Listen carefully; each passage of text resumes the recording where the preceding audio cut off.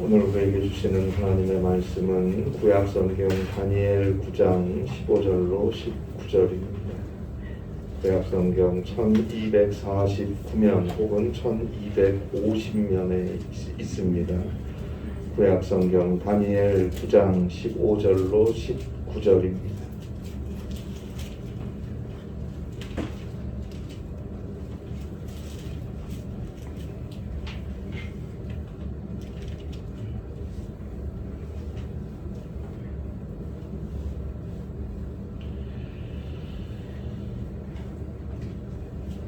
구약성경 다니엘서 9장 15절부터 19절에 있는 말씀입니다.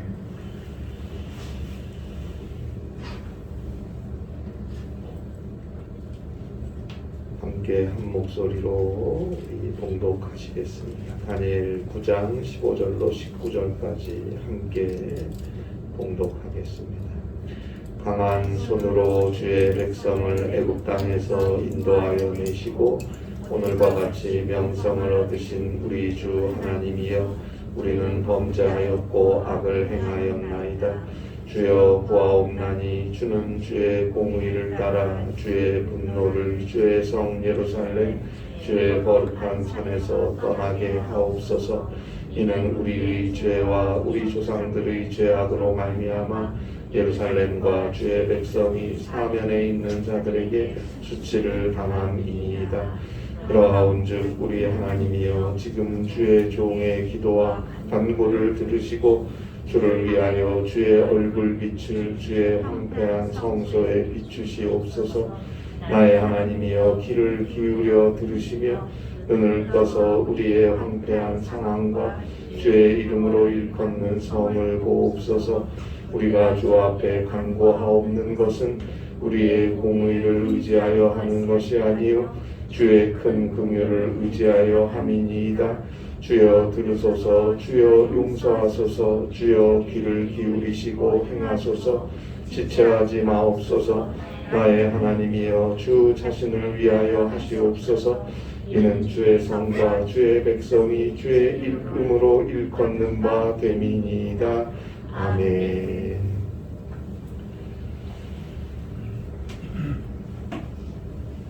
조정민 목사님이 쓴 사람이 선물이다 라는 책에 나오는 내용입니다. 한 인디언 마을에서 누군가가 잘못을 했을 때 그 사람을 처벌하는 방법, 벌을 주는 방법에 대해서 소개하고 있는데요. 자, 누군가가 잘못했을 때 마을 사람들이 돌아가면서 지금 잘못을 한 그 사람이 예전에 잘했던 일들에 대해서 한마디씩 했다고 합니다. 그것이 한 인디언 마을에서의 체벌 방식이라고 소개하고 있습니다. 그렇게 하면 자연히 용서가 된다라고 책에서 말하고 있습니다. 저는 여기서 예수님을 생각해 보았습니다. 요한복음 8장에 보면 간음하다가 현장에서 붙잡혀온 한 여인이 나옵니다. 모세의 율법에는 이런 여인은 돌로 치라고 되어 있습니다. 그래서 그 여인을 잡아온 바리새인과 서기관이 그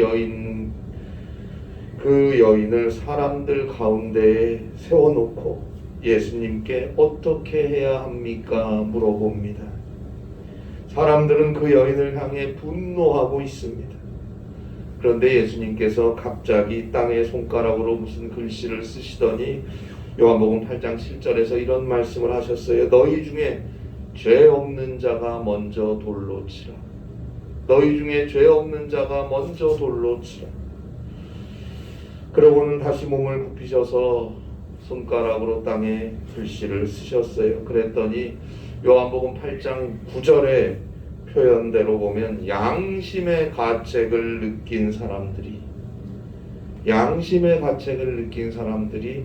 하나둘 그 자리를 떠나가기 시작했고 결국 예수님과 그 여자만 남게 되었어요. 자, 누군가를 비난하기 전에 나 자신을 먼저 돌아볼 수 있다면 아마 계속 그를 비난할 수만은 없을 것입니다.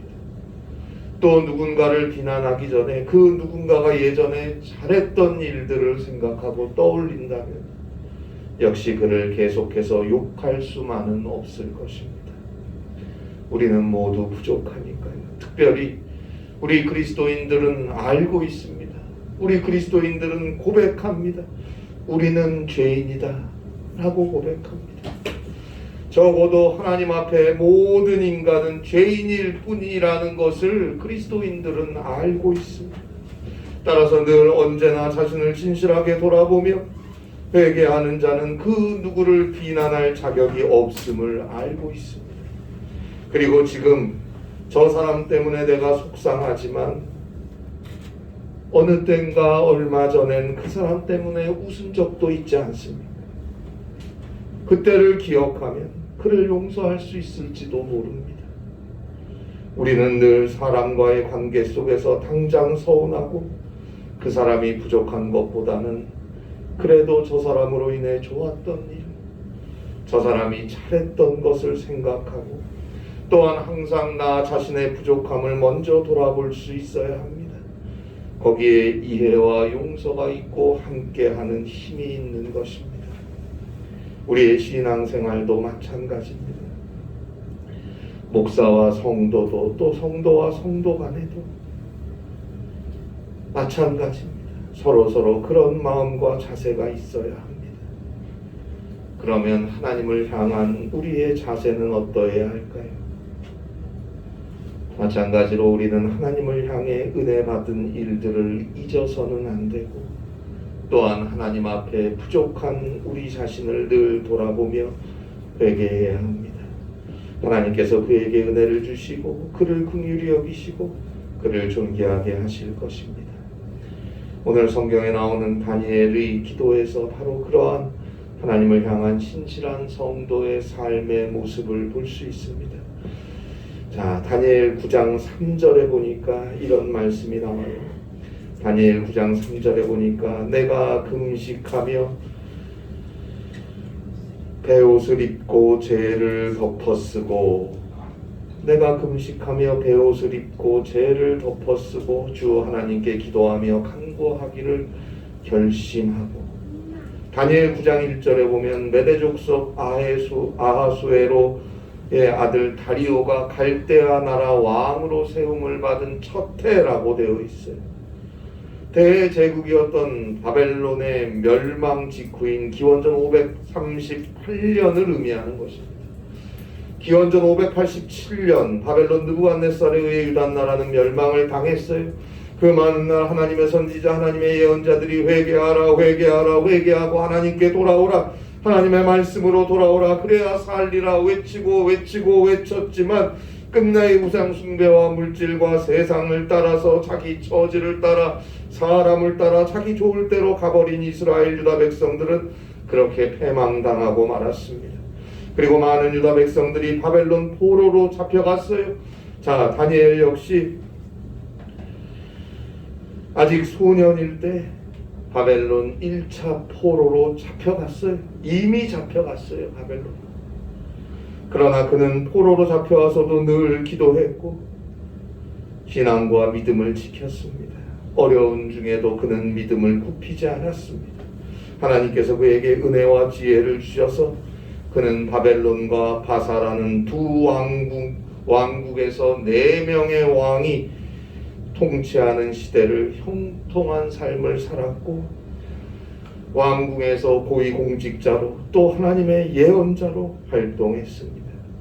그 다니엘이 이제 고레스 왕이 바벨론 포로로 잡혀왔던 유다 백성들을 예루살렘으로 돌아갈 수 있게 하는 칙령을 반포해서 바벨론 포로였던 유다 백성들의 희망, 예루살렘으로 돌아갈 수 있다는 그 소망이 고조되어 가고 있었을 당시에 하나님 앞에 간절히 올렸던 기도가 바로 오늘 성경 다니엘 9장에 나오는 기도입니다.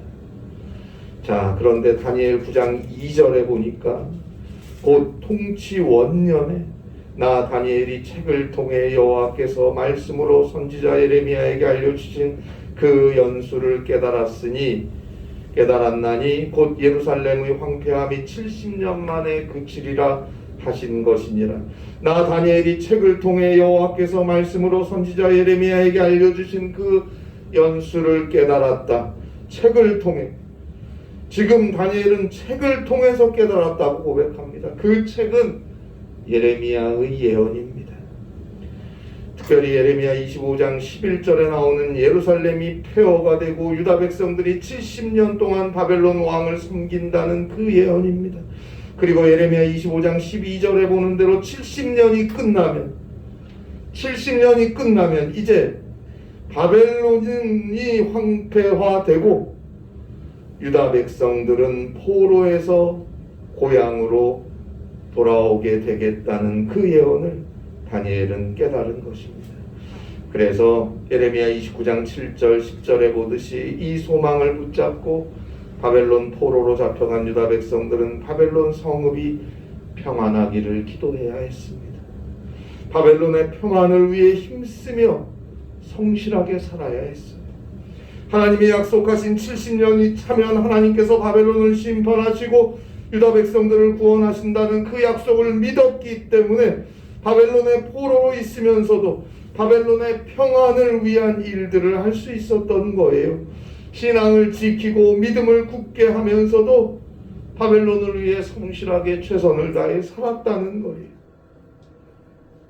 다니엘은 예레미야의 예언에 나와 있는 70년의 의미를 깨닫고 곧 포로에서 예루살렘으로 돌아갈 그날이 다가왔음을 깨닫고 소망하며 하나님 앞에 기도하는 것입니다. 그런데 그 기도가 먼저 회개였습니다. 그것이 3절에 나오듯이 금식하며 베옷을 입고 죄를 덮어 쓰는 모습에서 시작해서 19절까지 계속해서 회개의 기도를 하나님께 드리고 있습니다. 자기 자신 그리고 자기 민족 이스라엘 유다 민족의 삶을 돌아보며 하나님 앞에 회개하는 것입니다. 이제 곧 하나님이 약속하신 포로 귀환이라는 소망의 시련이 눈앞에 왔음을 깨달았는데 가장 먼저 회개했다라는 것을 우리는 주목해야 합니다. 그래요. 하나님의 말씀은 우리에게 회개를 촉구하고 있습니다.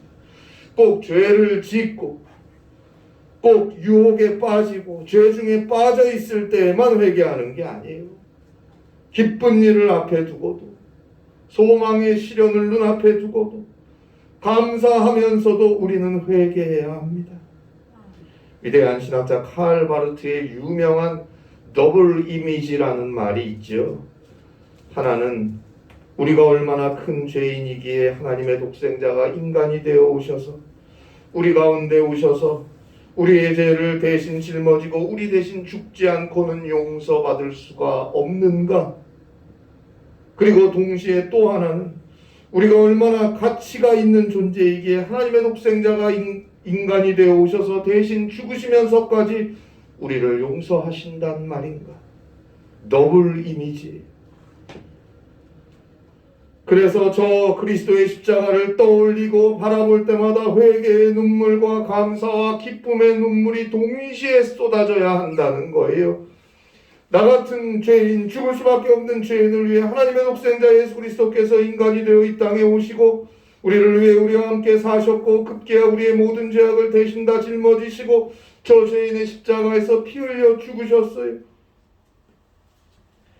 하나님을 향한 거룩한 속죄의 산 제물이 되셨어요. 그리고 그 예수를 하나님께서 죽은 자 가운데서 다시 일으켜 주셨어요. 자, 도대체 우리가 얼마나 형편없는 죄인이면 얼마나 구제불능한 죄인이면 하나님이 친히 인간이 되어 오셔서 죽지 않고는 용서받을 수 있는 방법이 없단 말입니까? 또 우리가 얼마나 귀하고 값진 자들이기에 하나님이 친히 인간이 되어 오셔서 대신 죽으시면서까지 살려주시는 겁니까? 그냥 놔두지 죽게. 회개하고 또 감사하고 또 회개하고 일생을 저 십자가를 보며 우리는 그럴 수밖에 없는 거예요. 회개의 눈물, 감격의 눈물이 우리의 일생을 함께하는 것입니다. 하나님의 말씀과 주님이 들려주시는 말씀, 성경을 읽고 듣고 묵상하면서 우리의 삶, 우리의 하루하루를 돌아볼 때도 언제나 부족한 나요. 그 부족한 자신에 대한 회개와 그럼에도 불구하고 인도하시고 때를 따라 치료하시고 세우시고 돌보시는 그 은혜의 감사와 찬송을 돌리는 것입니다. 그렇게 언제나 하나님의 말씀을 듣고 묵상하고 믿음으로 돌이켜 살아가는 거예요. 그리할 때 그리스도 예수 안에서 하나님께 용서받은 자기 자신의 그 한없는 가치를 깨달을 수 있고 하나님의 자녀로서의 합당한 믿음의 걸음들을 걸어갈 수 있는 것입니다. 거기에 하나님의 은혜, 성령의 함께 하심이 있는 것입니다. 오늘 다니엘도 이제 포로기한이라는 소망의 날을 예레미야의 예언을 통해 깨닫고 이제 곧 실현되리라는 걸 바라보면서 다니엘이 한 일은 먼저 회개하는 거였습니다. 그리고 오늘 성경 다니엘 9장 15절로 16절에서 자비의 하나님을 떠올리고 있어요. 동시에 진노의 하나님도 떠올리며 자신과 공동체의 잘못을 다시 한번 돌아보고 있습니다. 자, 15절에서 하나님께 받은 은혜를 기억합니다. 유다 백성 이스라엘이 하나님께 받은 대표적인 은혜는 바로 출애굽 사건이 아닙니다. 바로 그 은혜를 잊지 않고 기억하며 기도하는 것입니다. 15절이죠. 강한 손으로 주의 백성을 애굽 땅에서 인도하여 내시고 그러나 우리의 죄로 인해 하나님의 진노가 임했다고 16절에서 다시 기도합니다. 그러면서 17절에 보니까 민수기 6장 25절에 나오는 제사장의 축복의 말씀을 떠올리면서 하나님께서 우리를 축복해달라고 기도하고 있습니다. 17절입니다. 그러하온즉 우리 하나님이여 지금 주의 종의 기도와 간구를 들으시고 주를 위하여 주의 얼굴 빛을 주의 황폐한 성소에 비추시옵소서. 주의 황폐한 성소에 비추시옵소서. 기원전 587년에 바벨론에 의해 무너진 예루살렘 성전을 뜻하는 거예요. 여러분, 예루살렘의 문자 그대로의 의미는 18절에 나와 있는데 18절 중간에 보면 주의 이름으로 일컫는 성, 이것이 예루살렘의 문자 그대로의 뜻이에요. 예루살렘을 문자 그대로 해석하면 그것에 대해 당신의 이름이 불리어져 온이란 뜻이에요. 쉽게 말씀드리면 당신의 이름에 의해 불리어진 이란 뜻이에요. 당신의 이름에 의해 불리어졌다는 것은 하나님의 이름에 의해 불리어졌다는 것이고 이것은 하나님의 소유라는 뜻이에요. 하나님의 것이라는 말이. 그런데 그 성이 지금 무너졌어요. 하나님의 말씀 듣지 않고 회개하지 않고 하나님의 사랑도 뿌리치고 죄와 불의와 탐욕과 우상 숭배로 달려갔던 그 성은 무너졌어요. 황폐해졌어요. 하나님께서 바벨론 느부갓네살을 통해 심판하셨어요.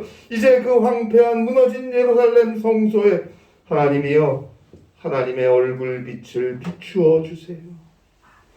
그래서 다시 하나님의 성소로 하나님의 것으로 굳건하게 서게 하옵소서 기도하는 것입니다.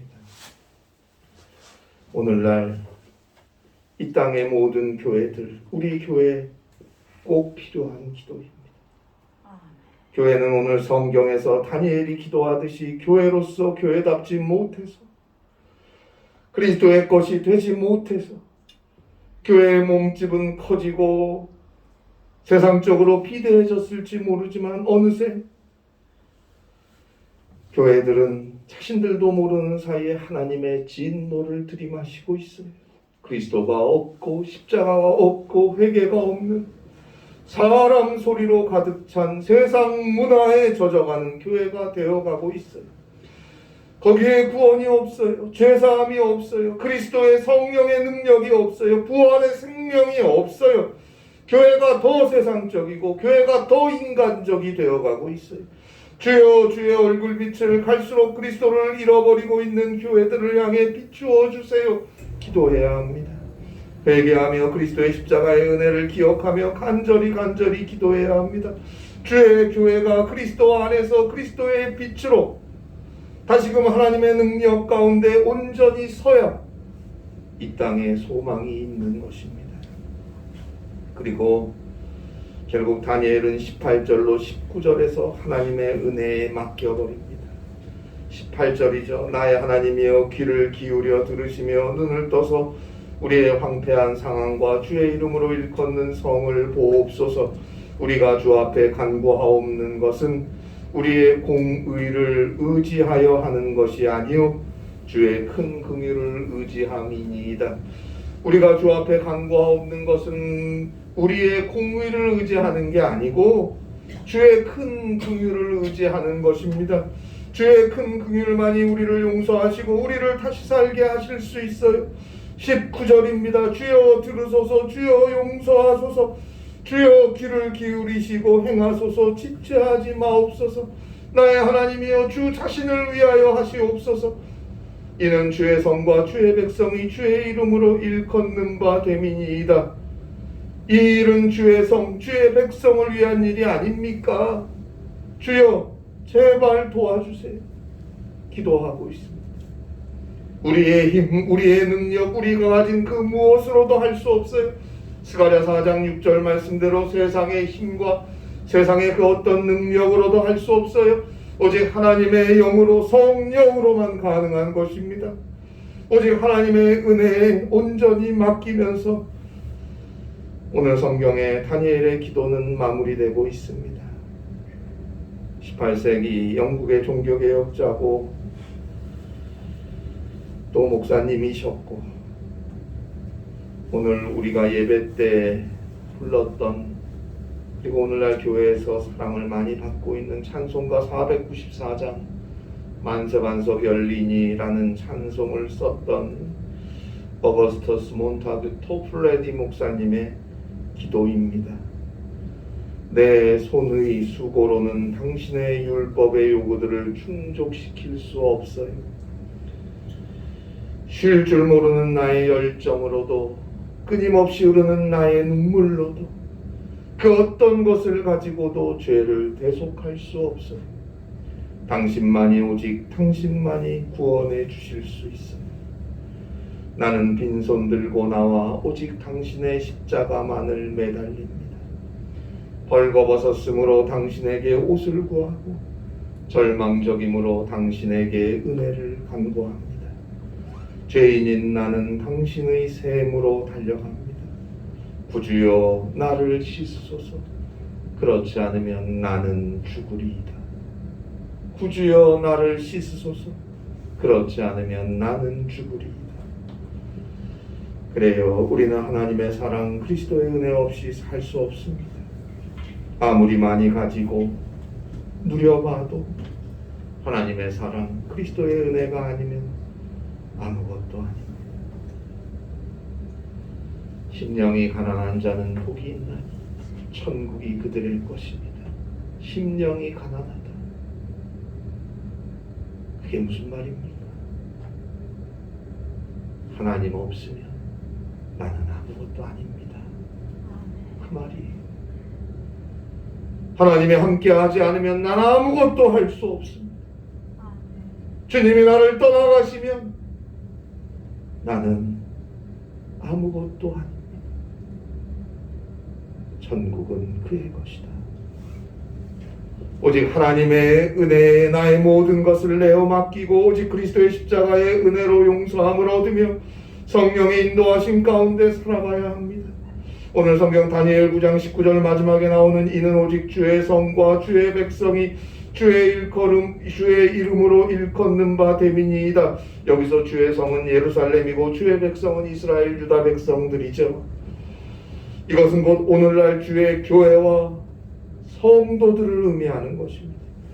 히브리 11장 10절 말씀대로 하나님께서 계획하시고 지으신 터가 바로 오늘날 주의 교회이고 우리 그리스도인들은 하나님의 독생자 예수 그리스도께서 죄로 인해 죽을 수밖에 없는 우리를 위해 대신 십자가에 죽으시고 죽은 자 가운데 다시 살아나심으로 죄사함과 구원을 얻은 주의 자녀입니다.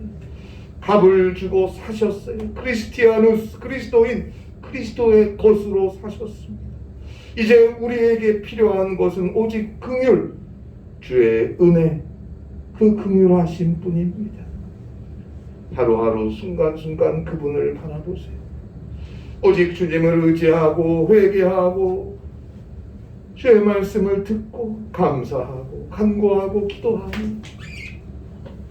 살아가야 합니다.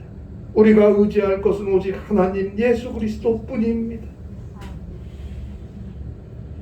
그 기도를 하나님께서 들으시고 응답하셔서 치료하시고 도우시고 세우시고 구원해 가시는 것입니다. 오늘도 주님만 바라고 십자가를 사모하며 주님을 붙잡고 살아가실 수 있길 바랍니다. 이 은혜 안에 사시기를 바랍니다. 기도하시겠습니다. 하나님 아버지, 주님의 구원을, 그리스도의 은혜를 받아서 주의 이름으로 일컫는 바 된 성도요 교회로 오늘을 살아갈 수 있게 하심을 감사하옵나이다.